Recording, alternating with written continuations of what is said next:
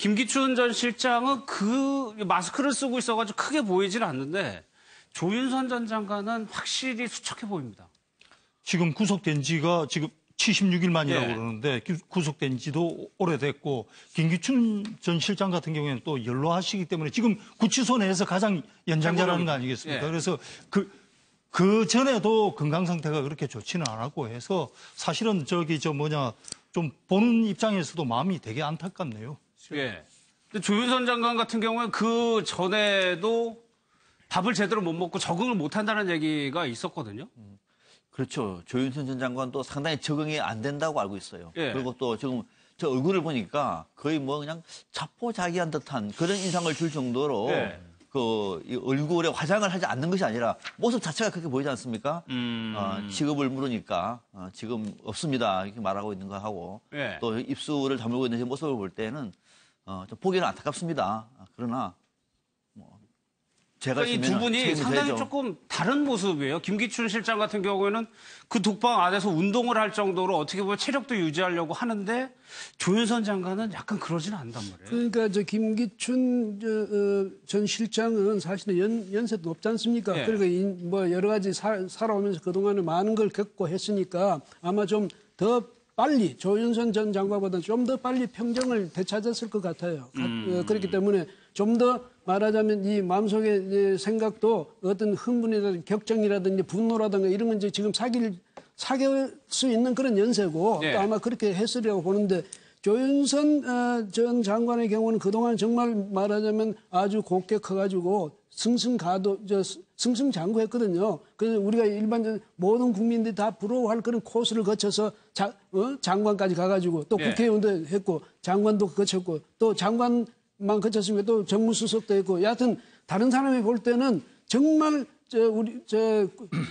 욕심도 내지 못할 그 정도의 이제 그런 것을 누리다가 갑자기 어느 날 하루아침에 저렇게 떨어지니까 그 절망감이 어떻겠습니까? 근데 그 아직도 젊고 그러니까 그 말하자면 그런 자신의 상황 이 자체를 여전히 아마 70몇절이 아니라 뭐 1년이 가더라도 아마 그것을 이게 내 상황이다. 이렇게 받아들이기가 정말 어렵지 않을까.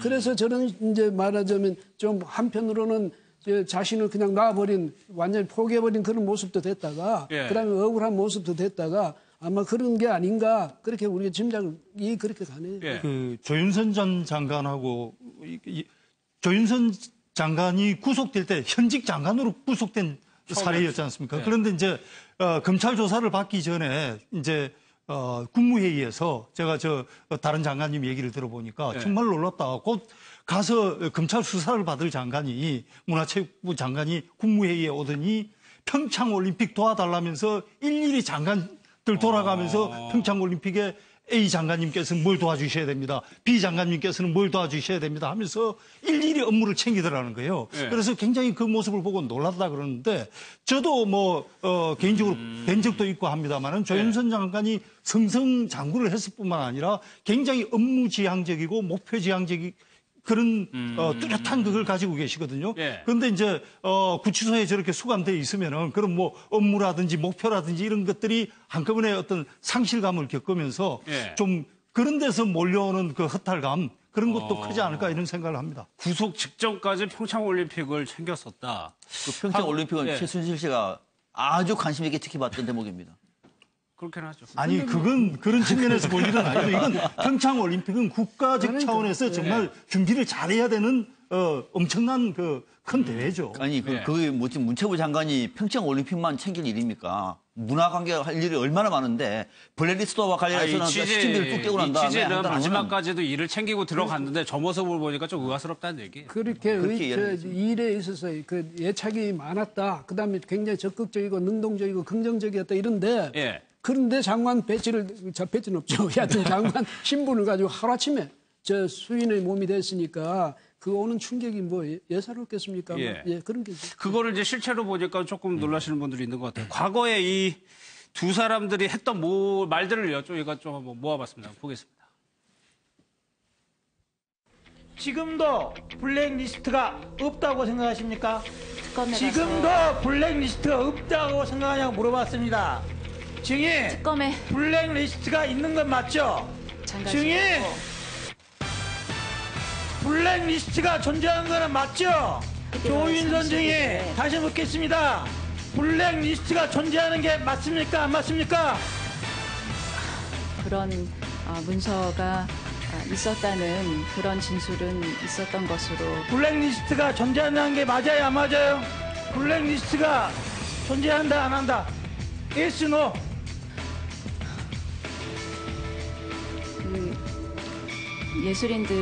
예술인들의 지원을 배제하는 그런 명단은 있었던 것으로 판단이 되고 있습니다. 자, 좋아요.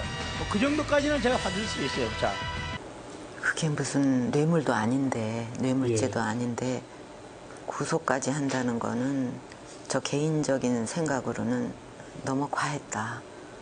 그렇게 생각하고 있습니다. 그 블랙리스트 자체는 옛날부터 있던 것입니까? 아니면 모르는 일이죠. 근데도 그렇게 하시지 않아야 된다라고 말씀을 드린 적이 있었고 거기에 대해 뭐 묵묵부답의 반응이 있었습니다. 블랙리스트는 분명히 있었고 심지어는 조윤선 전 장관도 블랙리스트는 있었다라는 걸 인정을 했기 때문에 블랙리스트는 분명히 존재하는 겁니다. 그 정권에 반대하는 의견을 가진 사람들을 조직적으로 차별하고 배제하기 위해서 한 것이기 때문에 소위 그 사람들을 갖다 좌익이란 누명을 씌워서 배제하는 그런 행위를 한 것이기 때문에 이거는 문화예술도 사실 교육문화수석의 소관인데 민정수석 그게 적혀 있습니다만은 뭐 블랙리스트니 뭐 좌파를 어떻게 해라 전 그런 얘기 한 일이 없습니다. 사실 이제 청문회에 안 나간 이유는 뭐 정말 농담으로 생각하실지 몰라도 제가 좀 인격이 여물지를 못해갖고 혹시 나갔다가 이렇게 김기춘 실장을 보면은 혹시 뭐 따기를 때린다든가 뭐 하다못해 뒤통수를 갈긴다든가 하는 그 사고를 칠 수도 있겠다라는 스스로 걱정을 했기 때문에 청문회 출연을 자제했습니다. 뭐 다들 아시다시피 조윤선 장관이 이렇게까지 부정을 했었는데 김남국 변호사님, 네. 박준호 전 수석이 검찰에서 얘기한 거하고는 완전히 다릅니다. 네, 특검의 진술이 재판정에서 지금 나왔습니다. 네. 굉장히 구체적인 진술인데요. 이제 박준우 전 그 정무수석이 바로 조윤선 문체부 전 장관을 하기 전임자입니다. 예. 그러면서 이제 자연스럽게 인수인계를 하면서 이 블랙리스트와 관련된 내용을 조윤선 전 장관에게 전화로 설명을 했답니다. 그러니까 이제 듣고 있었던 조윤선 전 장관이 이것만으로는 설명이 좀 부족하니까 네. 만나자라고 해서 이탈리아 레스토랑에서 만나서 설명을 들었답니다. 그러니까 전화로 될 일이 아니다. 아니다. 예. 그래서 이제 전화로 설명을 드리니까 설명을 처음에 들을 때는 조윤선 전 장관이 웃으면서 이야기를 들었었는데 이 내용 자체가 굉장히 심각한 걸 알고 내가 이런 것까지 정무수석으로서 해야 되냐라고 반문을 하면서 굉장히 얼굴이 어두워졌다라고 이야기를 하는 겁니다. 예. 그러니까 지금 이 이야기가 사실이라고 한다면 만약 그렇다고 한다면 조윤선 전 장관은 문체부 전 장관을 할 때의 어떤 이 블랙리스트의 존재를 알았던 것이 아니라 청와대에 들어갔을 때부터 알았다라는 사실이 하나가 입증이 되는 그렇죠. 거고요. 정무수석 인수인계 자리였으니까. 예. 그리고 이제 그다음에 이제 두 번째 이 박준우 전 정무수석이 또 하는 이야기가 박근혜 전 대통령이 이런 것들을 하나하나 챙긴다라는 것을 이야기를 해줬다는 겁니다. 예. 그러니까 이 블랙리스트를 그만큼 신경 써라라고 이야기를 했던 것이죠. 예. 그러니까 이런 것이 만약 사실이면 결국 조윤선 전 장관도 본인이 이 박근혜 전 대통령이 책임지는 어떤 신경 쓰는 업무이기 때문에 예. 청와대에 들어갔을 때부터 또 신경을 쓴 것이 아니냐. 그리고 이제 또 문체부 전 장관으로 재직하는 동안에도 이 블랙리스트가 실제 실행하는 부분도 역시 관여를 하고 직접 챙긴 것이 아니냐라는 부분이 지금 의심이 되는 겁니다. 그러니까 보면은 손바닥으로 하늘을 가릴 격이 된 거였는데 표정이 어두워지면서 이런 일들까지 해야 하느냐라고 전 수석이 진술을 했단 말이에요. 검찰에서. 그리고 밖에 나와서는 모른다고 예. 수없이 얘기를 하고 그게 모르고 그날도 국회에서 출석을 하라고 할 때 업무를 보고 있었습니다. 서울 모처에서. 그래가지고 지금 그래서 그때 그 구속 명령권입니까? 가서 체포해 오는 거 뭐라고 합니까? 구인. 네. 그걸 발부를 하니까 그때서야 전화를 해가지고 국회를 가겠다 얘기할 정도였어요. 네. 그러니까 쉽게 말하면은 완전 시치미를 뗀 거죠. 이 중대한 범죄 행위를 저지르고 난 다음에도 마치 일을 열심히 하는 것처럼 그걸 보인 겁니다. 왜 그랬을까? 그러니까 저는 이 지금 사안이 얼마나 중대한지를 모르고 있는 것 같아요. 예. 이 블랙리스트라고 하는 작업이 그냥 뭐 이전 정부에도 있었던 것이고 이 정부도 했던 것이고 나는 사실 잘 몰랐다. 이렇게 넘어갈 수 있다고 생각하다 보면 이건 오판이죠. 예. 굉장히 중요한 범죄임에도 불구하고 끝까지 아마 몰랐던 것은 아니겠느냐라고 하는 생각도 들어요. 예. 저 박준우 전 정무수석 말에 따르면 오히려 더 조윤선 장관으로서는 빠져나갈 길이 있어요. 뭐냐 하면은 업무 인수인계를 받을 때 나도 아니라고 생각을 했지만 저 얼굴 표정이 어두워지면서 이런 일까지 해야 되느냐 했다고 그러는 거 아니겠습니까? 예. 그럼 나도 동의도 하지 않는데 대통령이 시키니까 어쩔 수 없이 했다. 이렇게 빠져나갈 수가 있는데도 불구하고 모른다고 계속 이제 발뺌을 해온 거죠. 저도 참 의아했어요. 왜 지금 모른다고 그럴까? 안다고 그러고 대통령이 시켰다. 이렇게만 하면 되는데. 근데 이제 저기서 조윤선 장관이 잘못 판단한 거 아닌가 싶은 게 진실은 언젠가는 드러나는 거거든요. 그래서 예. 나도 여기에 동의하지 않고 하지만 시키니까 어쩔 수 없이 했다. 처음부터 그냥 안다 이렇게 얘기를 하면 될 건데 예. 처음부터 아마 대통령이 몸통이다. 이 말을 하기가 좀 그것을 피하기 위해서 계속 모른다고 하지 않았나 이렇게 좀 어떻게 보면 뭐 이해할 수 있는 측면도 있지 않나. 그런데 달리 이렇게 생각할 수도 있어요. 뭐냐면 조윤선 장관은 사실 저 일에 직접적으로 개입해가지고 블랙리스트에 따라서 거기서 뭐 이렇게 지원해라 말해라 이렇게 할 게 아니라 만약에 자신이 밑에 민정수석실 밑에 있어도 민정비서관하고 실장이 바로 그런 면에서 거래했다든지 바로 그런 관계였다든지 그래서 조윤선 장관은 거기서 직접적인 업무 그 라인 선상에서 빠져 있었다든지 이러면 자신은 모른다고 충분히 할 수 있는 얘기인데 제가 이제 저걸 보니까 박준우 그럼 전 수석은 뭐 했던 사람이냐. 저 사람 직접적으로 그럼 그 리스트를 만들고 그게 집행하는데 직접적으로 개입돼 있던 사람이냐. 이것도 또 밝혀야 될 문제네요. 왜냐하면 그 인수인계 받은 거 아닙니까? 해준 거니까. 그 인수해준 사람은 인계해준 사람은 그냥 나가서 증언만 하고 인계 받은 사람은 지금 아마 물론 다른 이제 문체부 장관으로서 또 그것을 집행했냐 이런 이제 혐의도 있으니까 저렇게 했지만은 그런 점에서 보면 조윤선 장관이 전적으로 거짓말만 했다 이렇게 보기보다는 자신이 나는 억울하다. 나는 그 일에서는 사실은 설령 알았다 하더라도 그 일에서는 배제돼 있었다. 이렇게 볼 수 있는 측면도 있으니까 그게 이제 앞으로 재판 과정에서 밝혀지겠죠. 김 실장이 그러면 조윤선 그 당시 민정수석 배제시키고 했는지 그건 이제 그때 가면 그게 지금 조윤선 장관이 주장하는 부분이 그게 맥락 아닙니까? 자기는 주범은 아니다. 네, 맞습니다. 그러니까 조윤선 전 장관의 어떤 그 공판 준비길에서 주장 내용을 보게 되면요. 일단은 국민들에게 정말 죄송스럽게 생각한다라고 이야기를 하고 있습니다. 그러니까 아마도 이 부분이 죄송하다라는 부분과 관련해서는 어느 정도 이 블랙리스트가 있었다라는 것은 뭐 보고가 됐지 않았느냐라는 건 알고 있었지만 그 부분을 내가 적극적으로 막았어야 되는데 그러지 못한 점에 대해서는 죄송하게 생각한다. 그러나 내가 이것을 주도하고 적극적으로 뭔가 실행행위에 가담하거나 그러지는 않았다라고 지금 변론을 하고 있는 것 같습니다. 그러나 이제 다른 어떤 그 관련자들의 어떤 진술에 따르면 사실은 이제 그 정관주 전 차관 같은 경우가 그 조윤선 전 장관이 장관으로 재직하는 동안에 이 블랙리스트와 관련된 문건을 보고를 했다라고 합니다. 그렇다고 한다면 이 보고 내용 자체가 결국에는 블랙리스트에 올라있는 사람들에 대한 보조급 지급을 차별적으로 배제하거나 축소하는 그 내용을 담고 있었는데 보고를 받고 그냥 그대로 아무 지시를 하지 않았다라고 한다면 사실은 그걸로 범죄가 될 수 있는 것이고요. 직권남용이 될 수 있는 거고 그다음에 이 부분과 관련해서 조윤선 전 장관이 내가 주도적으로 하지 않았다라는 부분이 사실은 해명과는 좀 다른 것이죠.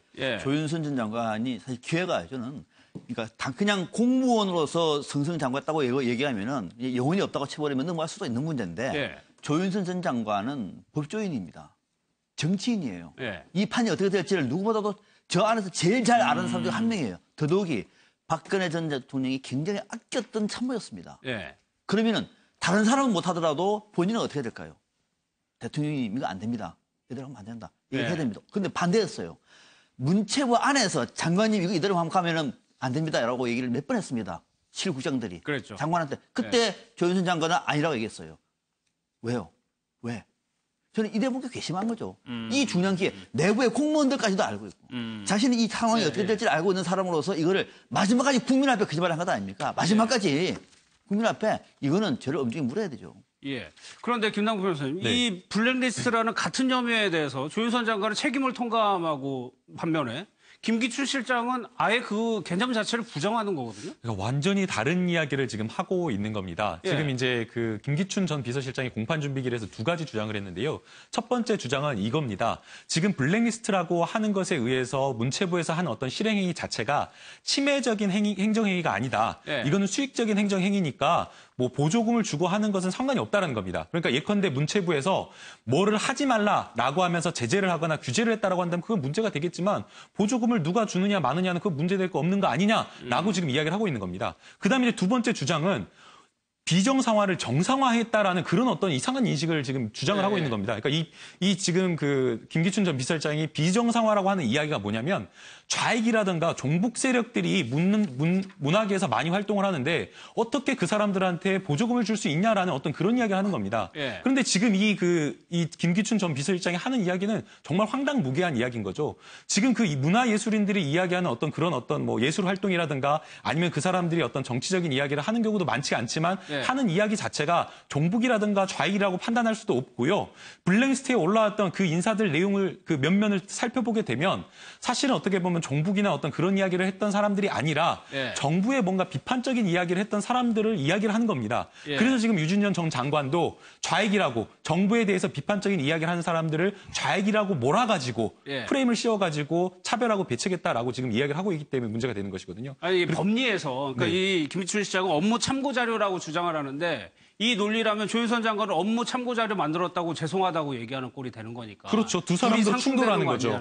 예, 사실은 이제 업무 참고 자료라고 이야기를 했는데 이게 작성된 시기를 조금 살펴볼 필요가 있다고 생각이 됩니다. 그러니까 이게 김기춘 전 비서실장이 청와대로 비서실장으로 오기 전에, 그러니까 2013년 한 10월 전에도 이 블랙리스트가 청와대 내에서 작성 관리는 됐다라고 합니다.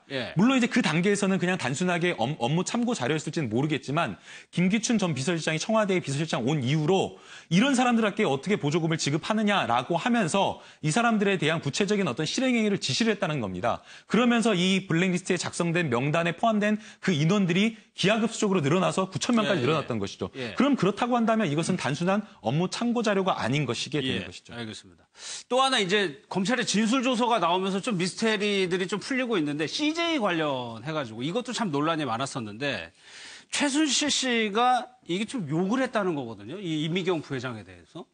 그러니까 이런 어떤 문화계의 개입이라든지 나중에 이제 CJ 인사 개입이라든지 이런 것들이 뿌리가 결국은 최순실 아니겠느냐. 이런 이제 차은택 씨 진술 조서를 보면은 그렇게 유추를 해보는 건데 아까 이제 말씀 도중에 우리가 이제 국정 운영하고 국정 농단을 비교를 했을 때 사실은 많은 부분이 비슷하고 겹치는데 결국은 정도의 차이거든요. 블랙리스트도 어떻게 보느냐 하면은 저는 이렇게 봅니다. 그러니까 블랙리스트라는 게 사실 없으면 이상하다고 보는 거고 저는 국가가 국정 운영을 위해서 때는 예술인들 성향을 업무 참고 자료로 파갈 수 있다고 봅니다. 단순히 업무 참고를 위해서는. 그러니까 예를 들어서 국가가 문화 행사를 하면서 거기서 이상한 말이 느닷없이 튀어나오면 안 되잖아요. 그걸 관리를 해야 되기 때문에 업무 참고 자료는 둘 수 있는데 거기까지는 국정 운영이지만은 그 참고 자료를 이용을 해가지고 누군가에게 혜택을 배제를 하고 누군가에게 혜택을 주고 이렇게 되면 이제 정도가 심해지면서 국정농단으로 되는 거거든요. 대통령이 인사권을 행사하는 것도 정상적인 공무원 인사 가능하죠. 인사권자니까. 그런데 정말 어떤 정유라하고 관련됐다거나 해가지고 택도 아닌 이유로 만약에 자체를 시킨다거나 그렇게 되면 이제 농단 수준으로 되는 거거든요. 지금 이 CJ 건 같은 경우에도 저는 의견 제시할 수 있다고 봅니다. 예를 들어서 CJ가 만드는 영화가 우리 측에서 봤을 때는 좀 이런 부분에서는 이해가 안 된다고 본다든지 의견 제시는 할 수 있으되 그 단계를 넘어서 가지고 인사에 개입을 한다든지 아니면은 무슨 뭐 국가 재정을 이렇게 지원하거나 하면서 다른 기업은 지원하면서 이 기업은 지원을 안 한다든지 이렇게 되면은 농단 수준인 거거든요. 그래서 그런 부분을 좀 국정 운영과 농단을 구분을 했으면 좋겠다 하는 생각이. 그러니까 이게 뭐 순서는 어떻게 되는지 모르겠어요. 최순실 씨의 이런 인식이 박 전 대통령한테 갔는지 박 전 대통령의 인식이 최순실 씨한테 갔는지 뭐 그건 뭐 모릅니다. 그렇게는 최순실 씨가 평소에 이제 밖에서 뭐 여러 가지 이야기를 듣고 대통령한테 전해줄 수는 있겠죠. 그다음에 나라님도 없는 데서 욕한다고 또 저분이 최순실 씨라는 사람이 보니까 또 입이 굉장히 좀 걸걸하다가 뭐 그래서 뭐 나오는 대로 말하는 그런 사람이라는 이야기 저 누구한테 저한테 듣기도 했는데 그러다 보니까